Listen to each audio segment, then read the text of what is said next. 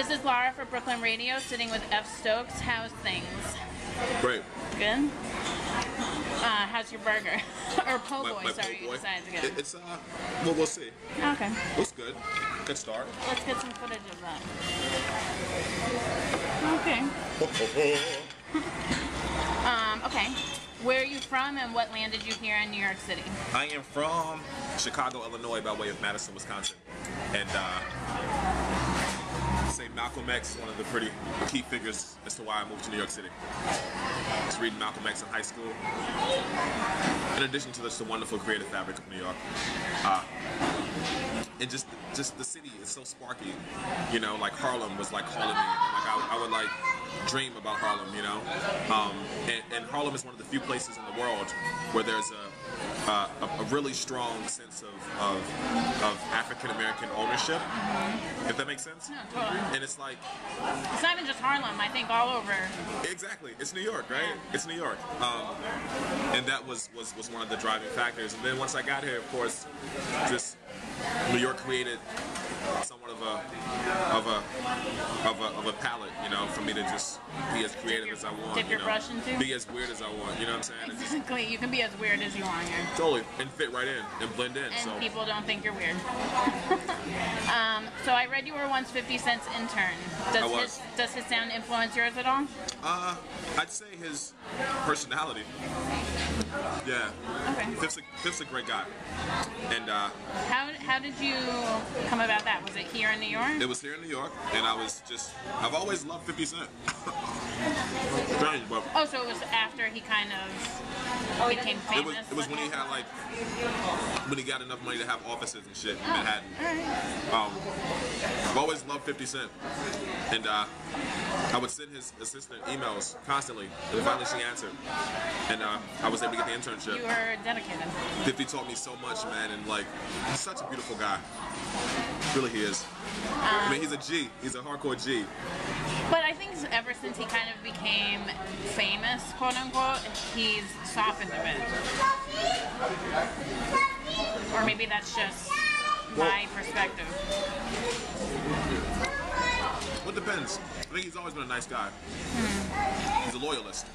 And if you go into his office, you know, you see just all these amazing accolades and a guy who's been shot 9 times That's and kind of what has been shot at more times than he can count.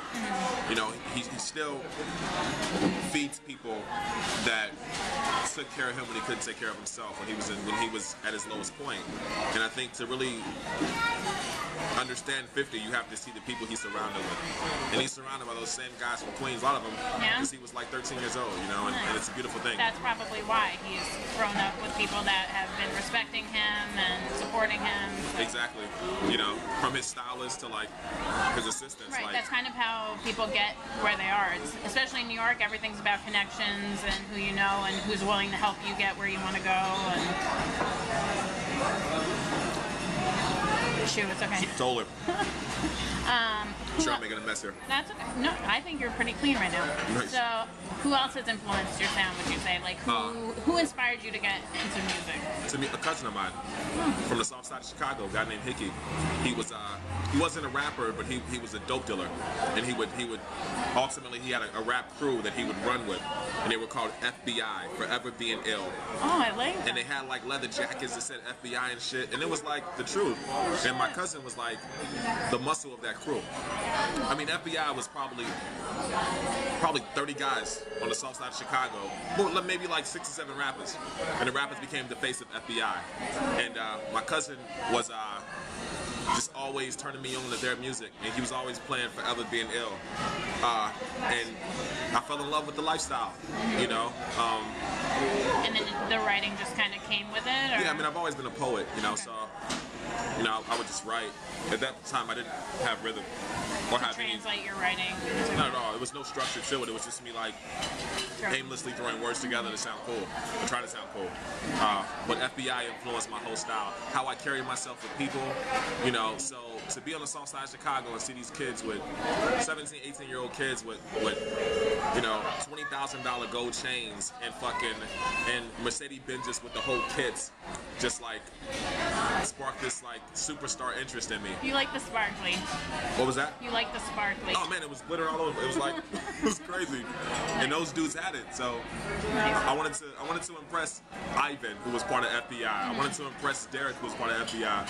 I wanted to impress Tony, who was part of FBI. And so I would write these raps, and they would like be like, "Yo, good job," but I knew my shit sucked at that point. So I would try to impress those guys. Yeah, totally.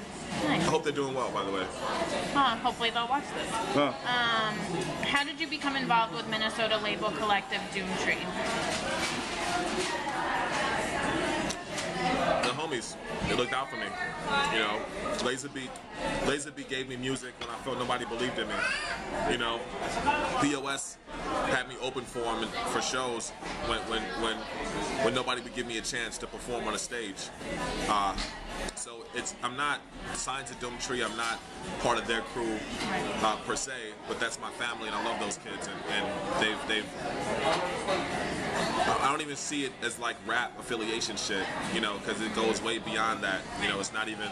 You're not like, oh, I'm just in it because they're where they are. Not at all. I can give a fuck about that. Right. Like, you know, it's just a mutual like, you know, relationship and yeah, Nice. it's way friendship, you know. When McLon and Laserbeak are like in my house at 2 o'clock in the morning eating my mother's fried chicken, that shit has nothing to do with rap music. You know what I'm saying? I think that is pretty hip hop though. Very hip hop. You know, so peace to them, and I'm very proud of them, and I'm sure they're proud of me, and yeah, let's just keep building. So. What's your favorite thing about touring?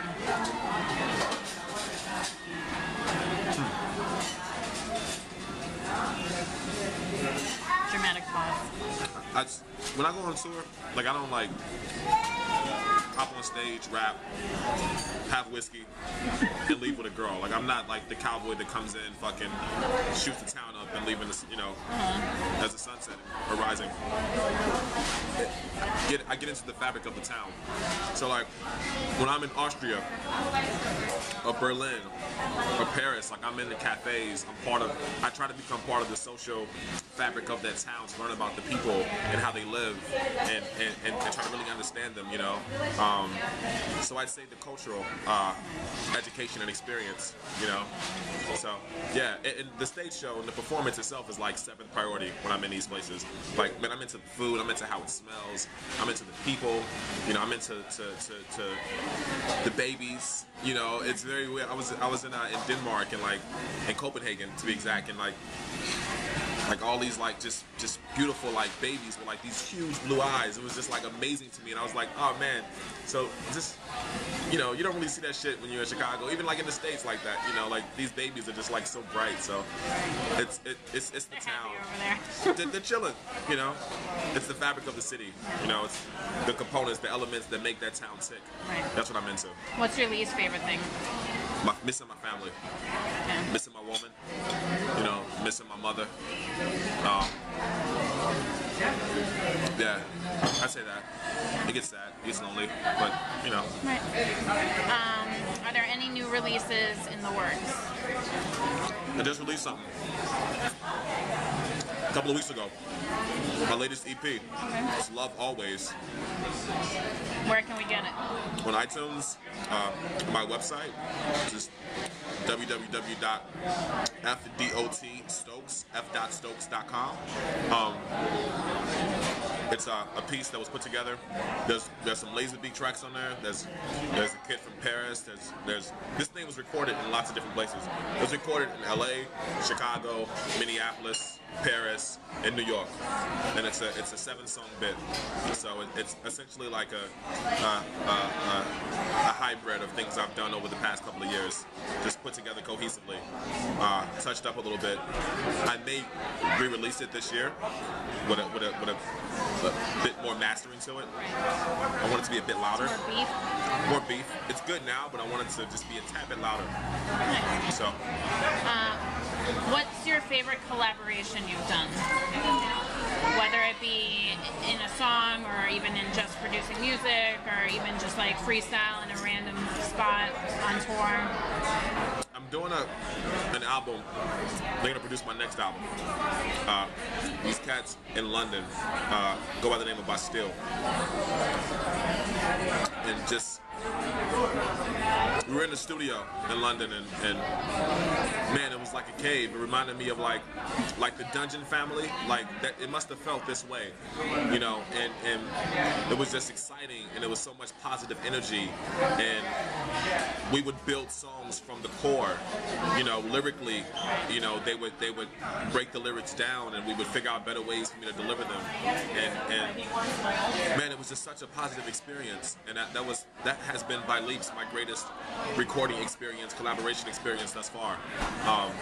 And you can actually find their mixtape out right now. It's Other People's Heartbreak. Bastille. Yeah.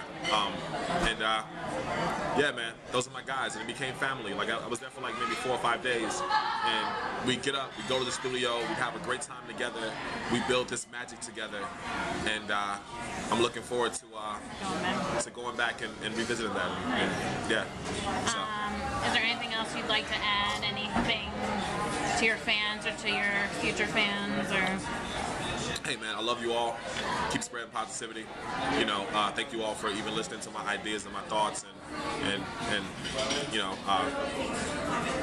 my success or lack thereof in some people's eyes, you know, is a reflection of you guys listening. So thank you. Well, thank you for taking the time to sit with me. Of course. Brooklyn Radio signing off. Brooklyn Radio. Nah.